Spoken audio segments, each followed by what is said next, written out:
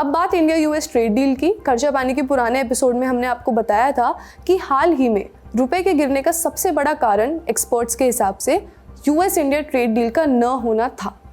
उस पर बातचीत चल रही है, उसको लेकर भी कुछ अपडेट्स हैं, क्योंकि सभी इंतजार कर रहे हैं कि कब ये डील होगी, कब 50% टैरिफ कम होंगे और कब ट्रंप अचानक से ये बोलना बंद करेंगे कि अब नया टैरिफ लगने वाला है। खैर, इसकी गारंटी तो वो खुद नहीं दे सकते, लेकिन दुनिया और बिजनेस वर्ल्ड में इस ट्रेड डील का बेसब्री से इंतजार है।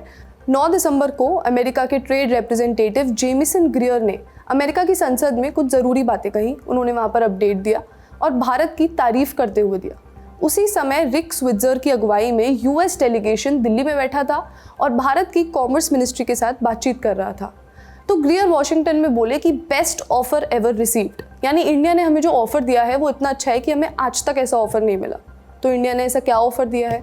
ग्रियर ने कहा कि इंडिया ने एग्रीकल्चरल प्रोडक्ट्स पर बहुत सारे कंसेशंस दिए हैं, लेकिन ये भी कहा कि भारत हमारे एग्रीकल्चरल प्रोडक्ट्स के लिए अपना मार्केट खोलने में बहुत हिचक रहा है, पर कुछ राहत मिली है, जैसे ग्रेन शोरगम यानी ज्वार और सोयाबीन।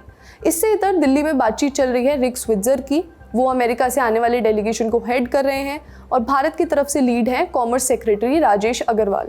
बातचीत का मेन फोकस था एग्रीकल्चरल बैरियर्स को कम करना, जिसकी चर्चा हमने कुछ देर पहले की। दूसरा है एथेनॉल और एनर्जी प्रोडक्ट्स, क्योंकि ग्रियर ने ये कहा कि बहुत सारे देश सहमत हो गए हैं यूएस एथेनॉल खरीदने के लिए और इंडिया भी हो सकता है। अगर ऐसा होता है तो भारत के लिए पेट्रोल में एथेनॉल मिलाना शायद सस्ता हो जाए, लेकिन पेट्रोल सस्ता होगा इसकी कोई गारंटी नहीं है। इसके अलावा अमेरिका के डेलीगेशन ने फार्मा, डिजिटल सर्विसेज और क्रिटिकल मिनरल्स पर भी बातचीत की। इसके साथ भारत के चीफ इकोनॉमिक एडवाइजर ने भी ट्रेड डील को लेकर बयान दिया। ब्लूमबर्ग के साथ एक इंटरव्यू में उन्होंने कहा कि बातचीत इतनी अच्छी चल रही है कि अगर आगामी मार्च तक डील नहीं हुई तो मुझे आश्चर्य होगा।